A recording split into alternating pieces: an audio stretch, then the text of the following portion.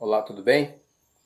Estamos aqui falando para você nesse vídeo, nesse canal, sobre a questão do governo Bolsonaro, e aí a gente vai começar a dizer que é preciso a gente ficar atento ao governo, porque às vezes o oba-oba, nesse engajamento da população de Brasil Melhor, a gente acaba se observar as anuências do governo, a anuência do governo e o mais.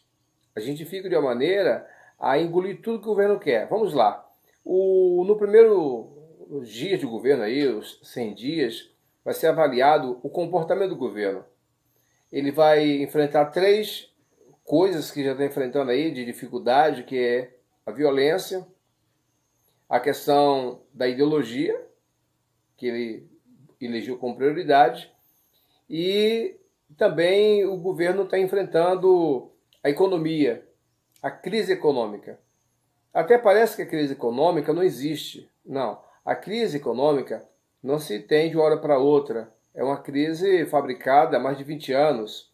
Ela vem aí em 13 anos do PT, mas não estava consolidada com o FHC. O FHC, no primeiro momento, tirou o Brasil da crise dos 4 anos. Na sua reeleição, quando aquela chamada banda cambial acabou sendo desindexado o dólar, a economia entrou na real e essa real causou um grande problema no Brasil, onde o dólar subiu muito, e na época do FHC, por exemplo, nós precisamos recorrer ao Banco Mundial muitas vezes, ao FMI. As regras no Brasil seria de acordo com o que a América queria. O Lula fez parece que resolveu o problema com a maquiagem aí política, não só contábil, mas como também monetária, quando teve a oportunidade de pagar totalmente a dívida externa, mas chegou lá a liquidar 90%, chegou até a propagar dizendo que tinha pago, mas não pagou, ficou lá um passivo ainda em dívida. É claro que as nossas reservas aumentaram, nós chegamos a 60 bilhões de passivo e 300 bilhões de ativos, lá na questão das nossas debêntures a nível do governo americano. Mas do outro lado, nós tivemos aí, por exemplo, a dívida interna muito abrupta, não só pelas taxas de juros distorcivas do Brasil, mas também porque o Brasil resolveu fazer um autofinanciamento com o dinheiro público e aí endividou-se todos os bancos públicos, a Caixa Econômica, Banco do Brasil, BNDES e mais a Previdência Social. Então, esse governo, como é que ele quer resolver essa questão quase que crônica, ou pelo menos quase centenária, né? Meio século, praticamente, um quarto de um século, de crise econômica, de falta de crescimento, crescemos muito pouco. O crescimento nosso foi na época do Lula, que o máximo chegou a 8% ao ano, a nível mundial, quando a China crescia 14%. Então, aqui nós paramos, estagnamos, não desaceleramos, e sim nós não tivemos mais capacidade de crescimento, porque era uma fantasia financeira, uma fantasia econômica que estava fazendo. Então agora nós precisamos tomar o rumo certo.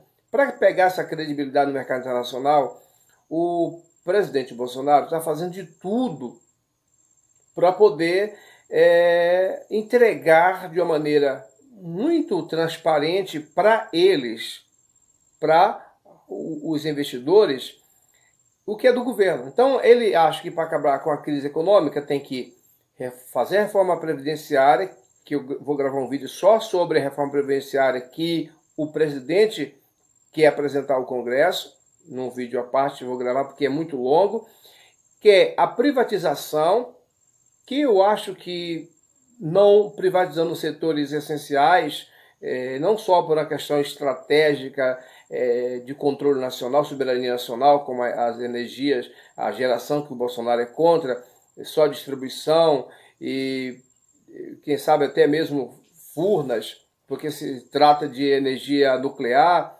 Aliás, Furnas não, a energia nuclear no Rio de Janeiro, naquela usina nuclear. A gente precisa entender que não é só isso, é uma questão também de cidadania, não é só de soberania. A economia tem que ver se ao privatizar, e um exemplo está Rondônia, quando privatizou a energia elétrica aqui, a Eletronorte acabou entregando parte de Rondônia, ou seja, a geração de Rondônia para a iniciativa privada, ela aumentou 25% automaticamente das tarifas. A pergunta é, e a cidadania? Se é um produto essencial, como é que o cidadão vai poder pagar esses 25%? Então, a privatização tem que saber se está privatizando só para arrecadar, está privatizando só para entregar para o capital privado porque o público é muito oneroso. Qual o objetivo? Porque o FHC privatizou a Vale do Rio Doce porque não podia tocar a Vale do Rio Doce. E é a maior empresa privada do Brasil que podia ser pública.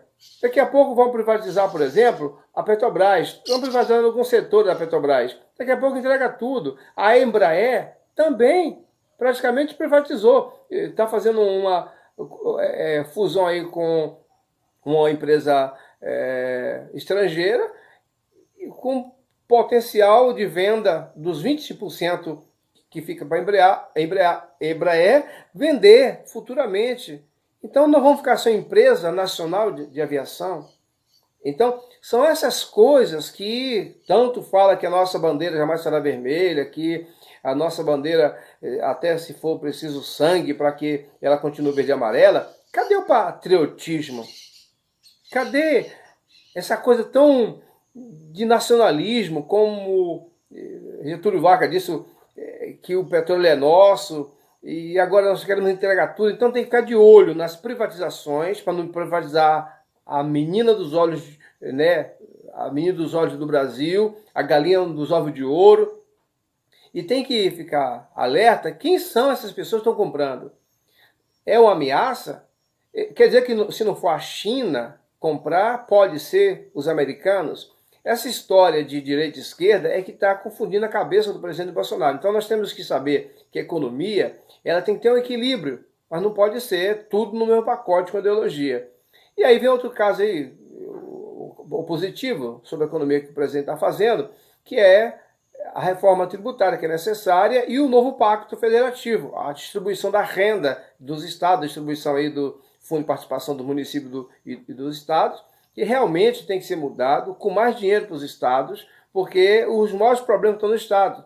Não centralizar essa renda toda em Brasília, e aí Brasil para todos, e acima de todos, né? E Deus acima de todos, Brasil acima de tudo e Deus acima de todos. Então, essa política aí, para a frase surtir efeito, precisamente que a distribuição seja justa, ok? Eu sei que o vídeo não fica muito longo, eu vou só dizer para você que no ramo da economia aí, eu sou contra o modelo de privatização que o governo está mandando para o Congresso, pelo que está insinuando, e eu sou contra privatizar as empresas que estão dando certo. Tem que privatizar aquelas que o governo não está conseguindo tocar em frente e que não é nem estratégica e nem importante para o Brasil. Aí sim, seria aquelas empresas penduricalhas, inclusive algumas empresas e alguns bens que o governo tem, são decorrentes de penhoras. O cara vai lá, não consegue pagar imposto, faz um conto de conta, entrega o patrimônio. Então são massas falidas praticamente. Para que o governo ficar com isso aí? É como se fosse um pátio de um Detran, de algum estado, ficasse como patrimônio para o estado, arruma de carro sucateado. Tem que vender, desentulhar aquela coisa toda, ok? Outra coisa sobre a violência. Como é que o governo está enfrentando a violência? Ele tem somente uma receita. O governo Bolsonaro ele tem como combate à violência, pelo menos, a posse de arma para o cidadão. Não que seja o porte, a posse. Alguns estão querendo até que coloque nessa posse de arma, o direito do cidadão ter arma em casa, um cofre para guardar essa arma. O bandido chegaria e o cidadão pediria licença para poder, ou seja, seu ladrão, licença que eu vou abrir o cofre, que eu vou pegar uma arma para enfrentar você. Seria mais ou menos isso, na cabeça de alguns especialistas. Só que essa questão de arma em casa é um placebo. Ela é psicológica, é somente para o ladrão saber que na casa tem uma arma. O cidadão de bem jamais vai dar um tiro, nem no ladrão. Cidadão de bem não quer arma. Cidadão de bem, ele quer, sabe o quê? Uma polícia bem armada, aparelhada, ostensiva, inteligente, que possa guarnecer o patrimônio e a família do cidadão. 20 a 30 anos para frente. Tomara que ele não queira ficar esses 20 a 30 anos no poder, porque isso não seria democracia. Seria realmente uma, não digo ditadura, mas pelo menos uma perpetuação, um modelo novo de governo. Para não falar que eu não falei do Bolsonaro os positivos, eu gostei do seu organograma de mandato, de gestão, onde ele deixou que os ministros, ele escolhia os ministros escolhesse o seu primeiro escalão e o primeiro escalão escolhesse os seus diretores. Isso faz com que o governo fica uma pirâmide lá em cima, no topo, e comandando todos os outros setores sem nenhum esforço. Quando ele concentra o poder, ele acaba atraindo para ele os bônus e os ônus. Agora ele fica só com os bônus porque todo mundo manda relatório para ele. E aí ele reúne o conselho toda semana, que é escolher agora terça-feira. Realmente, nesse aspecto, ele está fazendo a coisa certa. A única coisa certa que eu vejo nesse governo é a maneira do organograma de como comandar o país. Mas as medidas ainda, a gente nem testou ainda o Congresso, porque afinal de contas vai saber se nesse novo Congresso, esse Congresso fim de carreira aí, os viciados estão indo embora, espero que os que entrem sejam os recuperados e a gente vai esperar que realmente o governo possa fazer diferença, tá bom? Eu volto com mais um vídeo falando sobre a Previdência. É necessário ter um vídeo exclusivo falando desse capítulo, porque o governo quer vender um gato, mas não é gato, é lebre. Aqui nesse canal você fica sabendo tudo, sobre tudo que o governo está fazendo e também como deveria fazer. Pelo menos você não vai ser desavisado. Gileno com G de Governo.